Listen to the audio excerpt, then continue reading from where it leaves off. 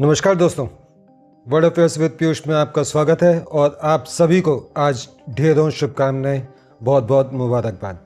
शुभकामनाएं और मुबारकबाद इस बात की कि आज भारत ऑफिशियली बन गया है विश्व का चौथा सबसे बड़ा इकोनॉमी वाला देश। जी हाँ, जापान को सरपास करके भारत बना है फोर्थ लार्जेस्ट इकोनॉमी ग्लोबली।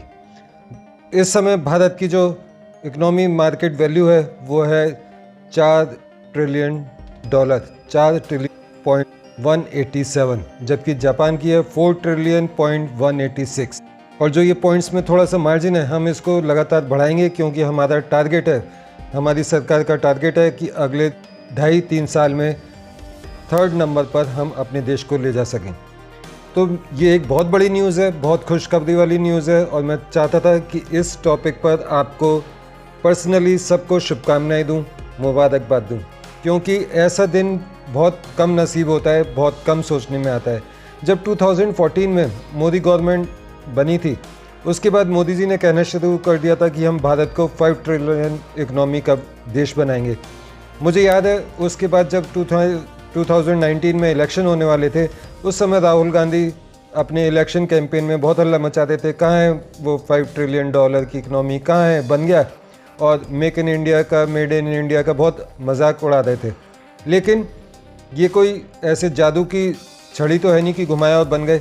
लेकिन मोदी जी की जो पॉलिसीज़ थी, सरकार की जो पॉलिसीज़ थी, उन पॉलिसीज़ की बदौलत हमने ये मुकाम आज हासिल कर लिया। स्टेप बाय स्टेप हम ऊपर गए। हमने हमारे से नीचे जो 4th लार्जेस्ट, 5th लार्जेस्ट हम इकोनॉमी बने, तो 6th पे हमने पहुंचा दिया ब्रिटेन को सरपास करके हम बने थे 5th। अब हम जापान को सरपास करके बने हैं 4th और अब आने वाले अगले 2.5-3 साल में हम सरपास करेंगे जर्मनी को। जर्मनी की इस समय जो इकोनॉमी है वो लगभग 1.5 ट्रिलियन ज़्यादा है भारत के कंपैरिजन में। फिर भारत से ऊपर जो और देश हैं उसमें नंबर आता है चाइना का, जिनकी लगभग 19-20 ट्रिलियन डॉलर की इकोनॉमी है। फिर उसके बाद नंबर 1 पर है 30 ट्रिलियन।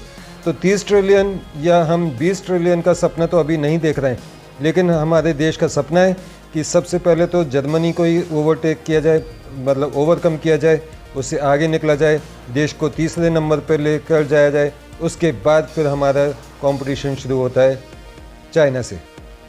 आप सोच रहे होंगे कि हमारा देश 5th नंबर की इकोनॉमी बन गया, 4th नंबर की इकोनॉमी बन गया, लेकिन हमारे देश के हालात तो ऐसे ही हैं, मतलब उतनी अमीरी नहीं है हर देश में।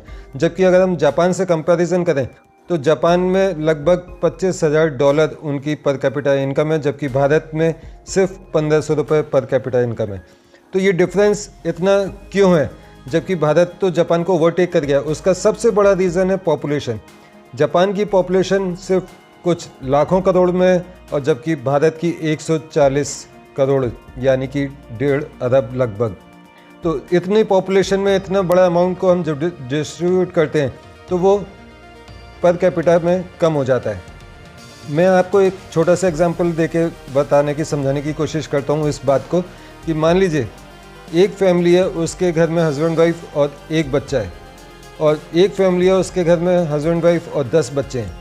अगर वो दोनों फैमिली 10-10 लाख रुपए कमा रही हैं, तो एक जो 3 जनों की फैमिली, हस्बैंड वाइफ बच्चा, वो एक जने के ऊपर 10 लाख रुपए खर्च कर रहे हैं, जबकि जो दूसरी फैमिली है वो 10 लाख रुपए कमाते हुए भी 10 बच्चे हैं उनके, तो वो उस तरीके से खर्च कर रहे हैं, तो शेयर कम हो जाएगा।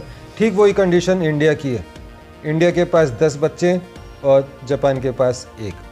यही कारण है कि पर कैपिटा इनकम में भारत अभी भी पीछे है, और वो हमें लगता है कि आगे आने वाले टाइम में उसको भी ठीक किया जाएगा। रही बात हमारे डेवलप कंट्री बनने की, तो मोदी जी का लक्ष्य है कि 2047 तक हम भारत को, मोदी जी का लक्ष्य है कि 2047 तक हम भारत को एक विकसित भारत के रूप में पहचानें, तब तक हम भारत को एक विकसित भारत बना दें।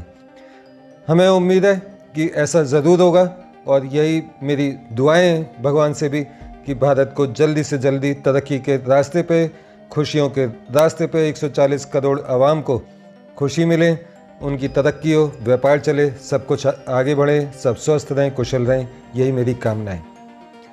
मिलते हैं अगले वीडियो में किसी नई अपडेट के साथ। लेकिन अगर आपको इन्फॉर्मेशन पसंद आई हो तो मेरे वीडियो को लाइक सब्सक्राइब ज़रूर करें और देखते रहें वर्ल्ड अफेयर्स विद पीयूष।